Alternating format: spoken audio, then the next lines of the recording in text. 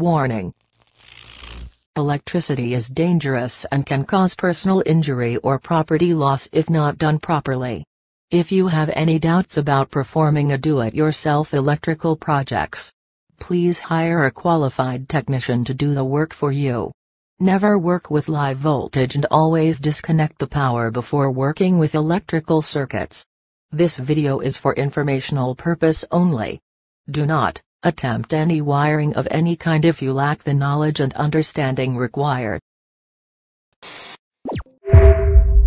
Before we begin, I want to inform you that controller XH-W3001 has 3 models: 12 volts 120 watts model, 24 volts 240 watts model, and the 110-220 volts 1500 watts model.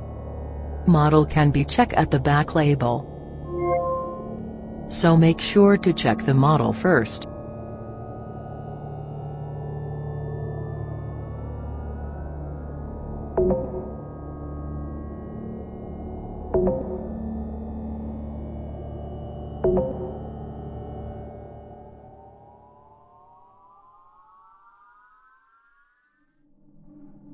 The controller has 3 sets of wires: the temperature sensor,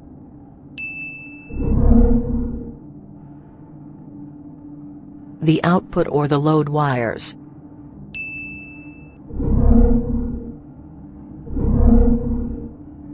the input or the power supply wires.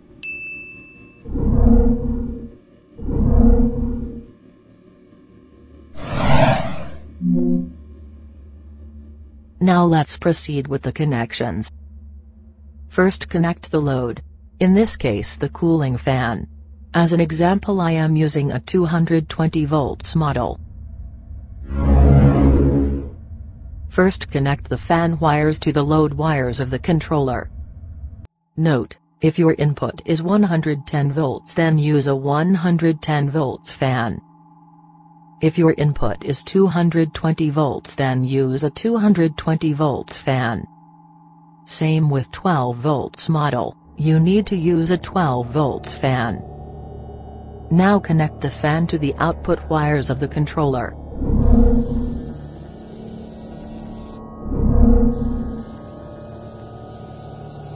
Now for the power supply.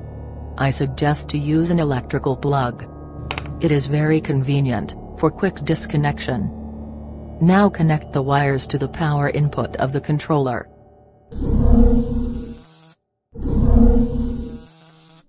Now, the next step is to power up the unit. But before we proceed, check this connection for the other model.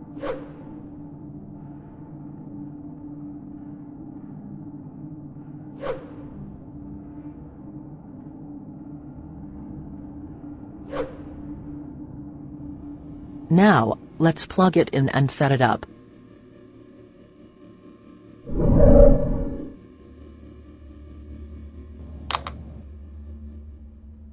When power is on and it displays HHH or LLL, then something is wrong with your setup. HHH means that sensor detected temperature is beyond the measuring range. When it displays LLL, it means you have a faulty sensor. When it displays a number, then you're good to go.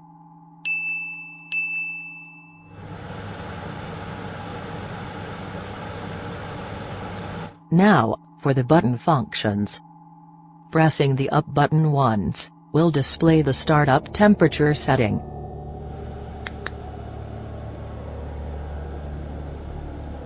To change the setting for startup temperature, you need to press and hold the up button for 3 seconds.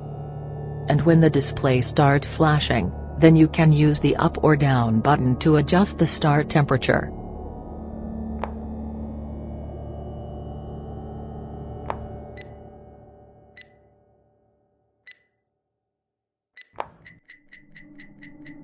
On this example, I will change the startup temperature to 45 degrees Celsius. Once the correct value is set, wait for a second and display will flash again, saving the new value.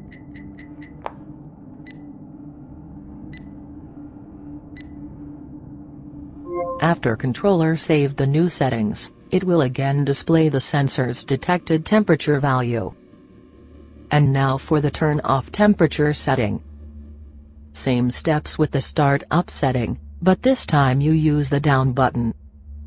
On this example, I will change the turn off temperature setting to 38 degrees Celsius. Pressing the down button once will display the turn off temperature setting. And to change the setting for turn off temperature, you need to press and hold the down button for 3 seconds. When the display starts flashing, then you can use the up or down button to adjust the desired temperature.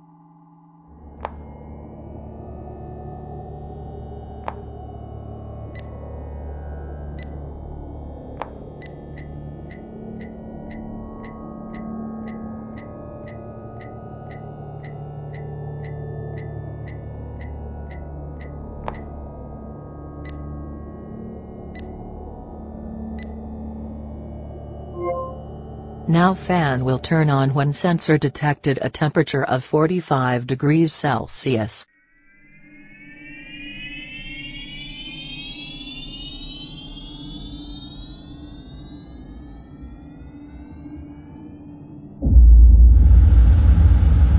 And fan will turn off when sensor detected that the temperature drops down to 38 degrees Celsius. To restore the factory default settings, just press the up and down button for 3 seconds at the same time. And that's it. Please leave a like. Check out my other videos. And click here to subscribe to my channel.